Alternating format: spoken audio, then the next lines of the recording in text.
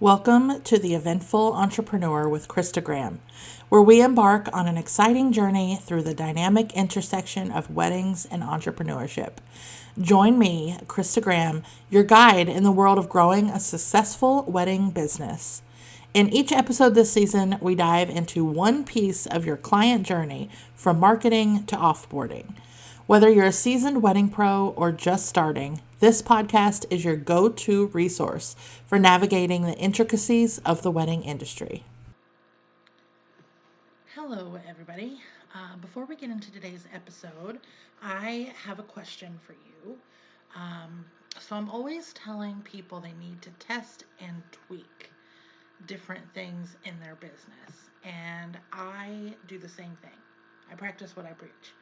I've been testing workflows with recording podcasts, writing the episode notes, the outline that I want to follow, so I don't forget to say anything I want to say. Um, and the workflow and the organization of it has been working really, really well. But what that meant was I was taking 1 week to write all the outlines. Then I was taking 1 week to record everything. Then I was taking 1 week to kind of process and upload everything. And the week that I was recording everything, um, by the end of recording 4 or 5 episodes, even though my episodes are pretty short, I was, my voice was giving out. And I don't know if you do the same, but my nose starts to run when I talk a lot. I don't know why. I've Googled and it just seems to be a thing that happens. But I felt like I was like sniffling once I got to the end. So, all that to say, I'm trying a new strategy starting this month in April. I am going to do everything for one episode every week. So, right now, I'm recording. I just wrote the outline for this episode. I am recording the episode. I'm going to edit it and upload it today. Now, I need to get at least a week ahead, so I'll probably do 2 episodes that way today so that I'm a week ahead. And then next week when I record, I'm actually recording for the following week. So we'll see how this goes. Doing it this way means that I might miss a week here and there as things pop up. My kids have been sick in the last week. My daughter was homesick for 2.5 days, and my son was homesick for a day and a half. So just bear with me. If I'm ever not here for a week and didn't say why, something came up. That's all you need to know. And I'll be back. If I ever end the podcast, I will definitely give you a heads up. Okay, so with that being said, on to today's episode. We are discussing follow ups this month and mastering follow ups specifically after you've had a consultation with someone and you've sent their proposal, but they have not signed, sealed, or delivered it yet. So, the two types of leads that you're most likely to deal with is that type of lead, but also leads that have reached out and have not had a consultation yet, and they have not scheduled a consultation, you haven't had a Q&A back and forth with them or anything like that. So there's leads that are ghosting you, and then there's leads that you've had a consultation, you've had that conversation, they just haven't secured the bag, right? So the second type is what we're going to talk about today. If you have a good CRM, which is a client relationship manager, like Honeybook, Dubsado, something like that, you should be able to see if they have at least opened the emails so that you know they're getting the information. You know that it's not landing in their spam and they haven't seen the proposal, things like that. For those first group of leads where they've just inquired with you, you've sent them information and you just haven't heard, but you can see that they're opening emails and stuff like that. I've already discussed that follow-up process back in episode 205. That was on April 3rd. So you can revisit that episode if you need help following up with just leads in general. But this episode is going to focus on those clients who have had a consultation, you've sent the proposal, and they haven't signed with you yet. Now, I've noticed recently that clients are taking a much longer time to sign a contract than in the past. And I think this is due to a couple of reasons, two main reasons. Firstly, even those with the means to pay you are being more careful about how they spend their money. They want to be 100% sure that you are the right choice for them, and they're not wasting their money. They may have it to spend, but they don't want to waste it. Even if they have the money to spend, they're hearing the shouts of everyone in society right now saying how much more expensive things are these days, how we need to be careful about spending our money. I don't care if they have $100,000+ to spend on a wedding. They want to make sure they're spending it in the most appropriate way, smart way possible. The second reason that I think they're taking a long time to make a decision, as Gen Z enters the wedding chat, they want to make sure the person that they're working with is in their corner. They want to make sure they trust them implicitly with their wedding, and they aren't afraid to ask for changes in your contract and payment schedules to align with their values.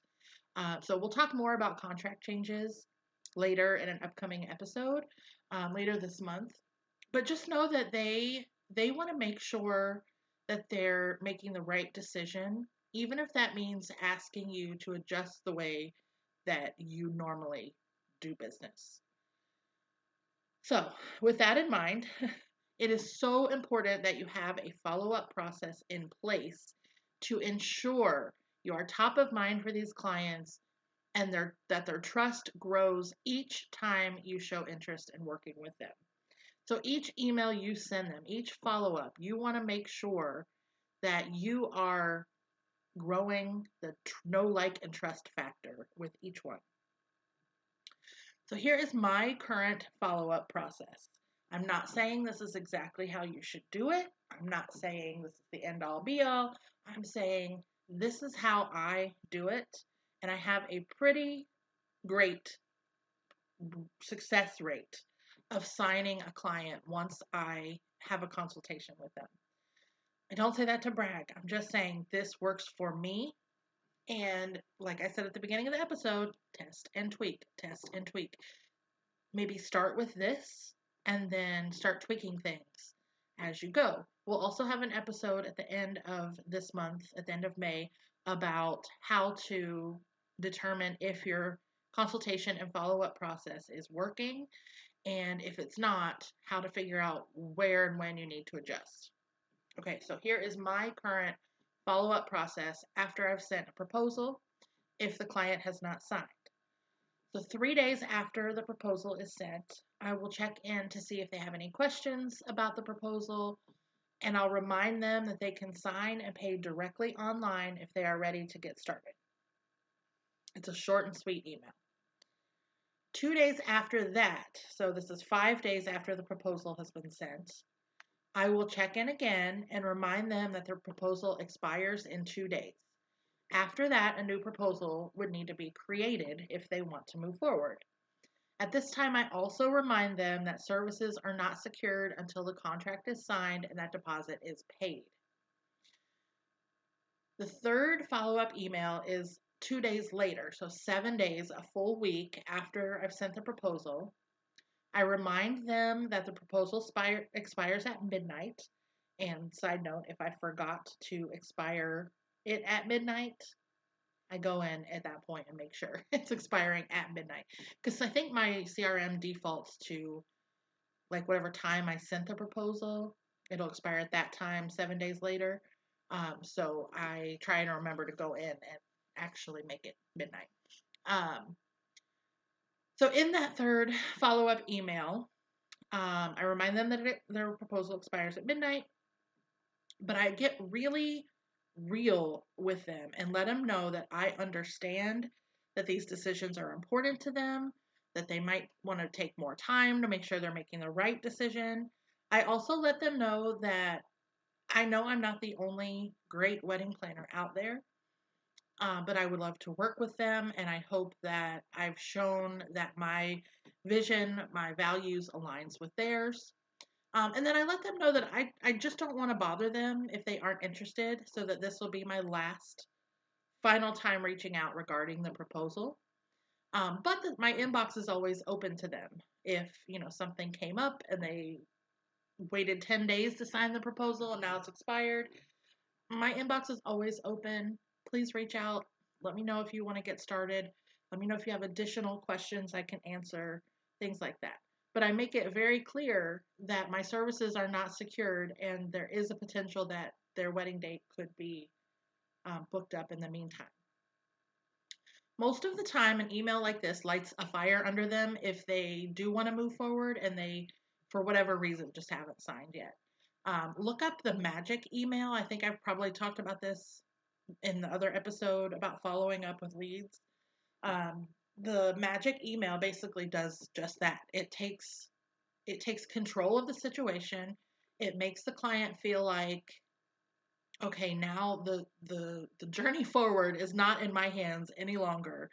Let me gain some control back. So most of the time, if you haven't heard from a client, by a week or whatever, and you send that magic email, they will respond and say, I'm so sorry, something came up, or I've just been really busy this week, or, actually we did hire another wedding planner, um, whatever the reason is that they're not responding. So most of the time they will respond and give you an answer and how they want to move forward, or if they want or don't want to move forward.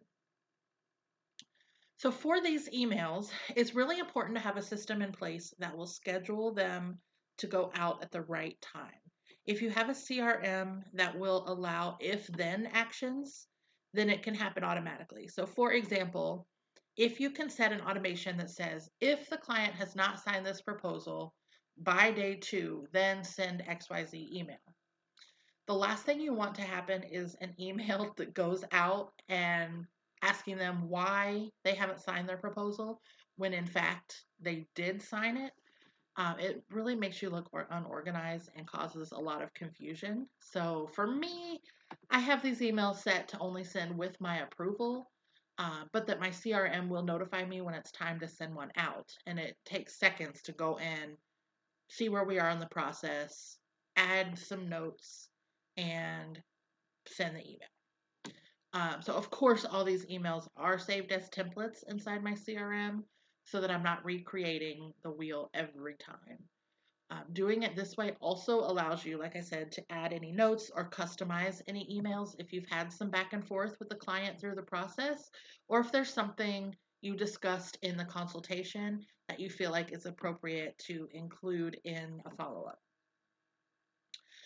Now, I've noticed that some of my new clients prefer to communicate via text message, which I haven't, fully made a decision on yet. I've allowed it so far, and I will continue to allow it as appropriate. But it's a completely personal decision whether you decide to engage in this way or not.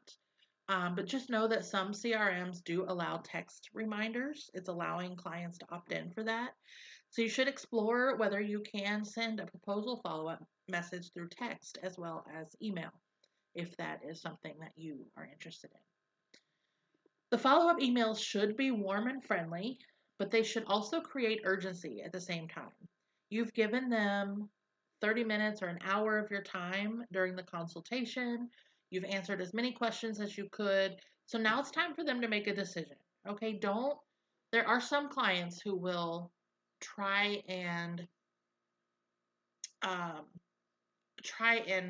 get more than you've decided as a business owner you're willing to give for free, and they will try and push your boundaries. You have to be strong. Let them know where your boundaries are. Let them know you've given everything you give for free. Now it's time for them to make that decision. Do they want to work with you or not? If they do, great. You can give them whatever they want, whatever they're asking for after they've signed and made their payment. If not, maybe it's time for them to move on and find a planner, a florist, a photographer that is more aligned to what they need. So that's all I have about following up with potential clients. In upcoming episodes, we're going to discuss how to communicate the value of your services, addressing objections, contract change requests, and how to evaluate your consultation and follow up process to determine if changes should be made and where you should be making them. Thank you for listening. I hope this helped you in any way. Please let me know. The best way for you to do that is either on Instagram, just send me a DM. It's Christagram_events. Or there is a, what is it called? A survey, I guess, link in the show notes where you can ask me your questions. It could be related to follow-ups. It could be whatever you want me to talk about. I am doing Q&A episodes throughout this year of podcasts. So if I get enough about a certain topic, I will answer them. If I think your question fits into an upcoming episode, I'll include it there. But the important thing is just ask your questions. So whether via Instagram or via the Google form, that's the word I'm looking for, not a survey, a Google form. However you want to ask it, please ask. And I look forward to moving through this process with you.